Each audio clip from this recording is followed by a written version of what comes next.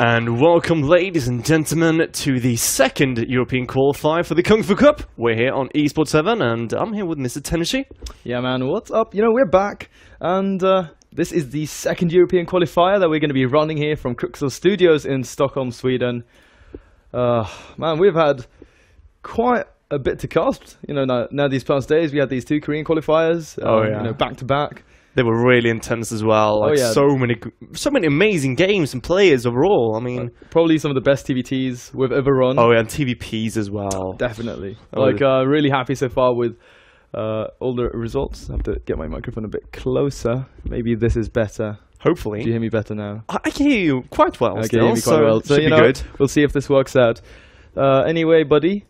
What have you got for us today? Well, today we are bringing you, because I mean you're part of it as well, we are bringing you Revolution versus Elazer, or Elazer, depending on how you want to. I like Elazer because it sounds more like English. We've sort of, you know, had a dispute over this, like how do we pronounce his name? I think we're just going to keep it like as English as possible. Yeah, we'll just keep it Elazer, man. Like, and you know, if he has any input to that, he can just tweet at us or something like that, you know, write to us in game. But you know, we're here. And we're going to be running a few games for you tonight. It's going to be going on for a couple of hours.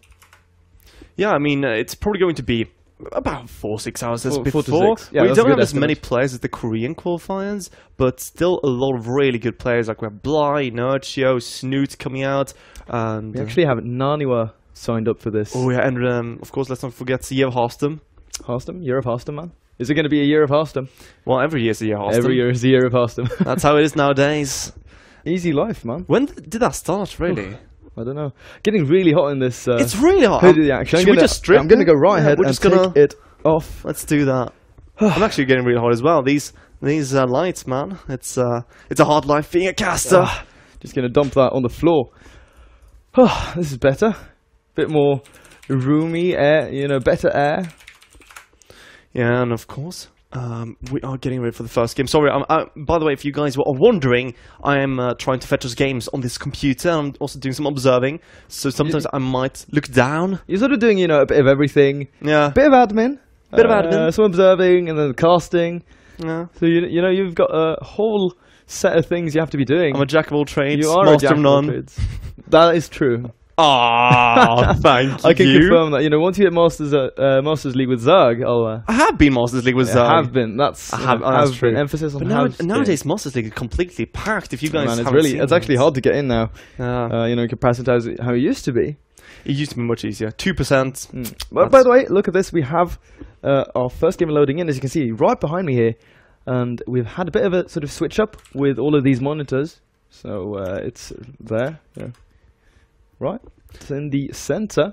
Yeah, it's pretty cool actually. Now you can see the game in the background. You can see the races. If I move my head right behind me there, and of course you might be able to see the score as well. Yeah, you know, hopefully. Anyway, it is going to be a ZVZ, so let's just hop right into things here. And we have our first player here on the Academy of Root Gaming, Seed Revolution, spawning here as the Blue Zerg in the northern location on Vani Research Station, and his opponent from AT Gaming, he is Elazer. Or Elazer, man. Elazer. Let's keep it to Elazer. Elazer? Yeah, right. Let's stick to that. Let's do that. Okay, so right off the bat, Revolution going for a 10 pool. I was about to say 10 gate, but no, we have a 10 pool to start off with. And, well, 10 pool with gas right away. So we might just see him go into some baiting pressure, and it is very, very common to see those banes come out and you try to get some very big detonations. It's all about, rather than how you micro, it's more about how good your opponent is at defending. So this is pretty much going to be the kind of opener that, you know, right away in this very first game of the Kung Fu Cup is going to test Elazer, and maybe this is just Revolution sort of, you know, feeling out his opponent, trying to sort of figure out how he wants to be looking to play in maybe game number 2 and game number 3. Like, he takes the win now, it's just a free win. If his opponent makes a hold, then he knows, okay, I'm not going to try anything crazy like this in the next games in the series.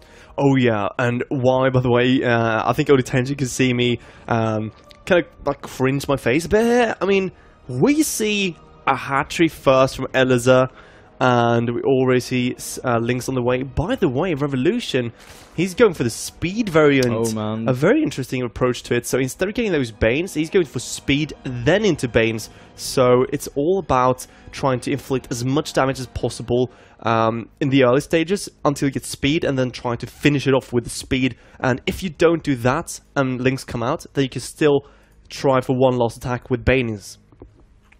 I mean, there is not really any way here for Revolution to sort of transition out of this, once he's chosen to come down this road. And he's even, with speed, going to decide to drop in that Baneling nest. So, 100 million% all in. There is literally no way for him to back down now. Single drone here, actually very wisely placed by the ramp there by Elazer. So he's going to get some intel on what's going on. But now we have the Lynx from Revolution swinging in. And it's going to get one drone spine started here for Elazer. This is actually a terrible position for that spine to go down and even forced to cancel. And that's a lot of time lost. Yeah, because of that late pull, this is a very difficult build to hold against. And, well, we're going to see Revolution once again just keep on poking in here, as we see his speed soon done. And also, of course, those Banes will be morphed. Elazer right now trying to make a vigilant hold, but it's getting increasingly difficult here. Yeah, drone's not optimal fighting units. Oh, Has dear. a queen now, that is going to help a little bit, but with that speed, Elazer needs to be very, very careful. Now we have these Banelings morphing outside of his ramp, actually a total of 5. So even with that one queen, not going to help too much here. We'll have to split like a god in order to avoid taking just extreme amounts of damage. Remember now that the Elazer does have just about as many links as Revolution, so has to watch out for the Banes. If they don't connect, then maybe. But look at those connections, though, from Revolution. They were just perfect with the first one. He kills the spine. That is actually okay for now, because he's going to kill the rest of the workers, and that should actually be the game. Yeah, with that final queen going down, a couple of links hatching for Elazer, not going to be enough. Not even this queen in the main. And, even if he magically doesn't die to this now, he's still going to be down in workers. He's just, lost so much money trying to hold this off. Oh yeah, and right now both players are making more and more links, but well, Revolution with speed is just getting his reinforcements out so quickly. Not much he can do as Elazer. He's trying to micro against this, and Elazer, of course, is behind in workers, and Revolution now making more Banelings. This should not be able to... I mean, Elazer should not be able to defend this at any given point.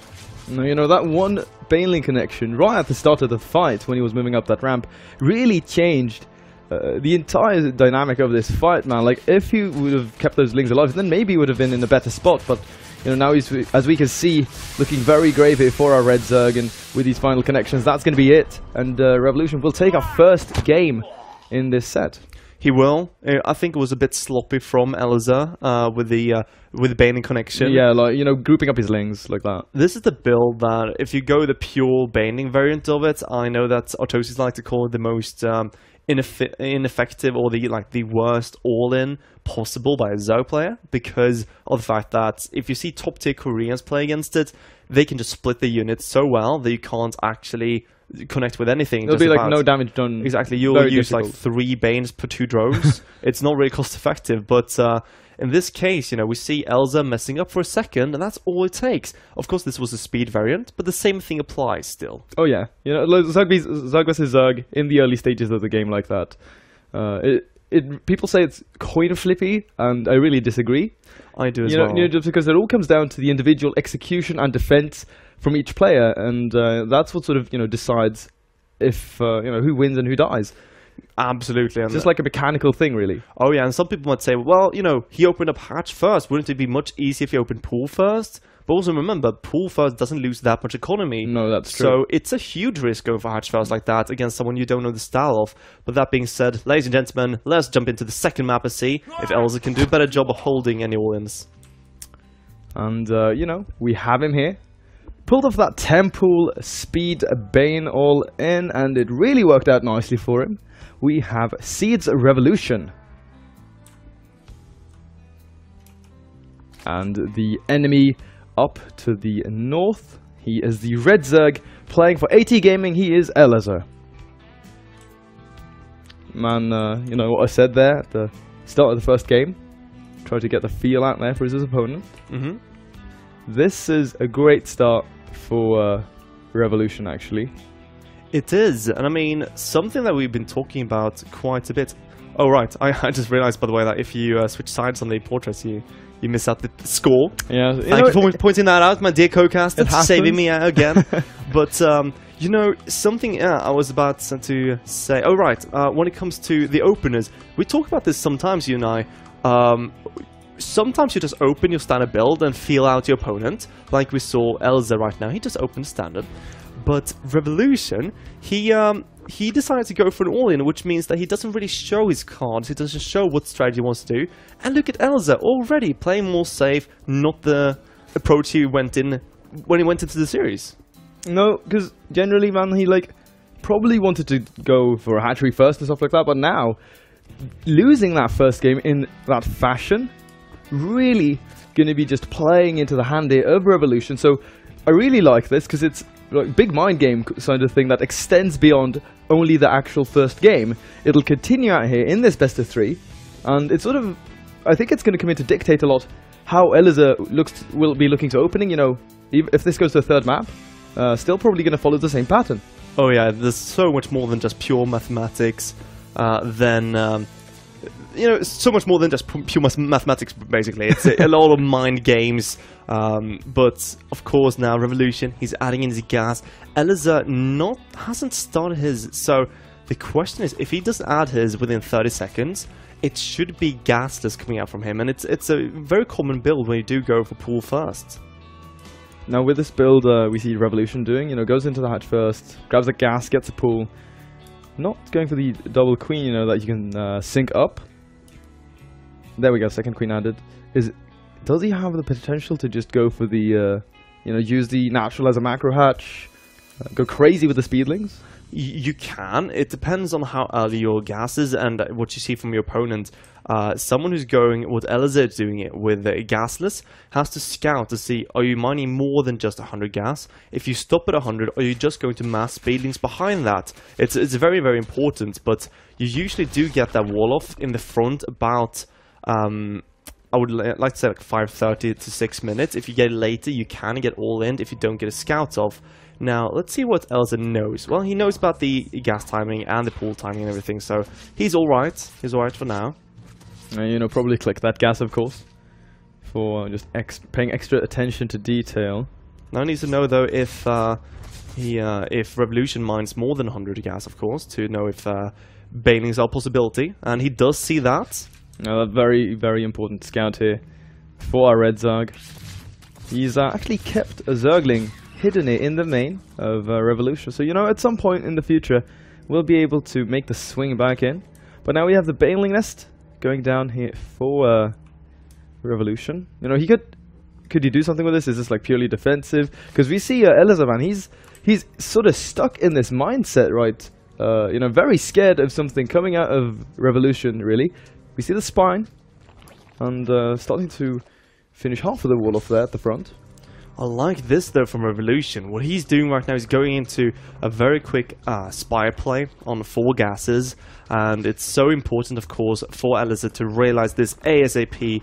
It's quite a late third, and Elazer should kind of realize that Revolution knows this is gasless. Now, all the mind games start coming in. Elazer, does he know that Revolution knows? Because Revolution saw one of the gases in natural, so he right away knows for sure this is going to be gasless, or at least he plays as if it was. Yeah, we see him, you know, taking a very safe approach here. Not rushing to go ahead and grab a third hatch. He has got the double evolution chamber, getting that carapace started. Roach4 finished here. Meanwhile, Lair is just around the corner for Revolution. Nothing out for Elazer really here. And, look at how much gas Revolution has grabbed. Elazer got speed. I didn't even pay attention to that. Elazer is going for a huge speeding time. You know the one I talked about? Oh, the one that we saw yesterday. In, was that Hyun versus who was it, man? I have to think about his name. Yeah, I think we're gonna get to that later. You're so terrible with names. And I mean, anyway, guys, of course we have this game in front of us. Third base coming down here for Revolution, and with all of these Zerglings in production for Elazer, even a third base can go in here. Well, you know, with speed finishing up, he'll definitely be able to get that cancelled, because there are virtually no units out for Revolution. Even though he's making a bunch of lings, doesn't have any banelings ready, really. No, he doesn't. He's making a few right now. He kind of saw this coming a bit now. He's going for the third hatch cancel. So now it's all about him trading third bases at least. But he needs to hold against Elazer. He's actually going back completely to save his own third. And behind this, of course, getting that spy. The Roach Warren is done as well. So he can make defensive roaches if he needs to. Elazer doesn't have the links ready to battle this. He's rallying more and more. One Bane remained. A very, very important Bane. But Revolution now with his defense should be okay. Yeah, manages to push Elazer away. Could actually maybe catch the Lings, and he does get somewhat of a connection there. Picks up a handful of Zerglings, so got some value out of that very low HP Baneling. Now that we do have the first Mutalisks here in production for Revolution, getting that +1 flyer attack as well. So we're going to see this, this mute opening. You make a handful of Mutalisks, not too many, and probably going to end up landing on Roach Wars. Well, I mean, yeah, you can go for that. Let's see, actually, if he tries to fake Elazer out with it, because with the +1 for the muters... Could he go into mass muter? Absolutely. It's a very strong style, because, getting that Roach Warren behind could have been a precaution, but it might just be, as you say as well, he's getting Roach speed right now, so it might be that he wants to go into muters and fake Elazer out completely. Maybe he wants to... make sure that he can actually get use of his muters later, or maybe he just he wants to just have enough roaches to defend and then go into muter. But it might just be exactly like you say, actually. We'll have to see. Evolution Chamber is going down, so it sort of points in that direction. Grabbing those roach upgrades, small skirmish going on here. These Mutalisks doing some decent damage. Lings sort of melting away here to the roaches of Elazer. With this, going to be able to clean this up, keep the third base safe, and now Elazer needs to be pulling back all of those overlords. Actually, pulled back most of those already, sort of getting ready. So, so far, both of these guys, fairly even. Fairly even, I could say, absolutely. We see spores coming down from Elazer, and he's going to try to get defensive. Now is the point, because we see Revolution going to what you talked about, but with a +1 for the muters, which is a pretty nice fake, I have to say. Right now, Elazer is going to believe that this is muter play if he sees the +1 done, and he's getting into infestation pits to counteract those, but that means less roaches for later. Also, little interesting detail, of course, with this fake out, it does blindly assume, that Elazer clicks the Mutalisk. I'd be surprised if he didn't, but sometimes you could sort of see like Revolution almost overthinking this. Of course, 1-1 in Mutalisks is a bit of an investment. Maybe you'd want to drop that gas someplace else. Baneling speed also being added in there. He's oh wow! Revolution is just going for it. Okay, so grabbing everything here. Yeah, he might just go for a huge Roach Bane attack after this, and Elazer might realize soon. He sees the +1, so he's going to still assume that this is muters, etc. But when he doesn't see more muters, he's going to get suspicious, and that's when it's going to add in more and more roaches. No Hydralisk Den yet, but the Infestors are here, and Infestors do counteract Baneys quite well, I have to say. So Revolution probably wanted to force a big Roach Hydra attack rather than Infestors at this point. Of course, we'll have to see if Elazer can land those fungals. If he gets a really good fight with a superior concave, can sort of lock down the roaches of Revolution, maybe. No pathogen glands. Oh, that's actually a very important upgrade here. It means the Infestors spawn with 25 less energy, and if you have that upgrade, you can just throw fungal right away. But without it, you'll have to wait for a bit, and we'll have to see if this comes down to hurt Revolution, or Elazer, actually. Yeah, he shouldn't hurt Revolution too much. I mean, it's actually good for him. It's beneficial. It's for his attack that we see sort of mustering up here in the center of the map. I think Elazer, because he can't know for sure this is going to be into roaches, of course. He's getting his Hydras Den now. Did he know if it was roaches? He would not be getting a lot of Hydras at this point. He would be getting more and more and more roaches. Revolution is maxed out at this point, going in with muters, and well, he's going to face +2 roaches, but just compare the roach counts for a second, and then remember he's going to make a bunch of banelings. All of these Mutalisks clumped up, man, is going to get the chain fungals, so this is a very nice pick off here. Even though the Mutalisk is nice for Asimov, not going to go entirely for free. Does pick off an Infestor, but here we go, the big swing up of all of these banelings and roaches pushing onto Elazer's creep, and without those Infestors, no fungals available to stop the banelings from rolling in and doing the damage they need to do. Numbers here favoring Revolution heavily. Absolutely. The thing is, although getting muted is nice, that means no more fungals for later, and of course that's what you need to deal with those banings in 2 fronts here, 3 fronts even. We see Revolution fighting, killing off with drones in the 3rd, killing off roaches in the left, and killing off queens in the right. Everything is dying for Elazer, and he's quickly actually, very rapidly, falling into pieces. Revolution, a very nice CVC series from him, but Elazer, in this case, might have to look forward to an elimination. Yeah, man, of course, not the sort of thing that you'd be very happy about here. Is going to lose that roach for him, which means that Elazer can no longer keep up in that roach production, and we've already seen him plummeted supply. Revolution, like, near to that max. Elazer, though, at 120 supply. Even though he does have better upgrades for these roaches, not going to matter. No, and a few infested terrors comes out. Elazer's trying everything, but Revolution just too strong at this point, and he's going to take this game. Very nice push from him. Not as many banes as you might wanted to see, but still very, very effective. And the Mutas just baiting exactly the perfect point. And there we go. Good luck versus Nacho, Elazer says. And that is going to be GG.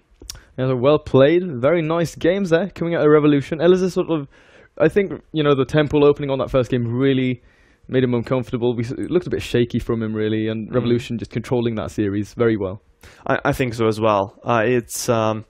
It's very difficult when you're the defending Zhao player at all times, because you have to know exactly what your opponent is doing. And I mean, Elazer did not call this correctly. He went into the Infestors as you usually do, and then into Hydras. And Revolution realizing this, that bait with the Mutas was just absolutely fantastic. And it's something very difficult to call as Elazer, because when you're muted in there, how are you really going to scout with overseers? I mean, a lot of players manage to do so, but it's still difficult to get the perfect call, and a lot of times you forget about it because you blindly assume things, which is never in this case worth it, really. No, and you know, have to take into consideration, of course, that if you misread things, and then you notice, like, okay, that wasn't actually correct, my assessment was wrong, so now I'm behind, it can really sort of force you to stay more defensive than you necessarily can be, like we saw with this sort of muted mind game.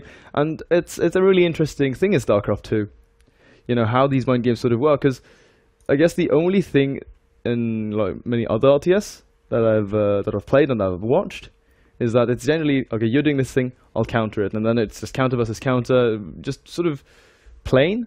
Oh yeah. But in StarCraft 2, just so much around it. There's just, you have to think about so much else, really. I can't remember the name of it anymore, because it's the guy we talked to about the maps and the strategies. You remember him from Esports Heaven? I think it was. I'm trying to think back. Yeah, you remember that guy?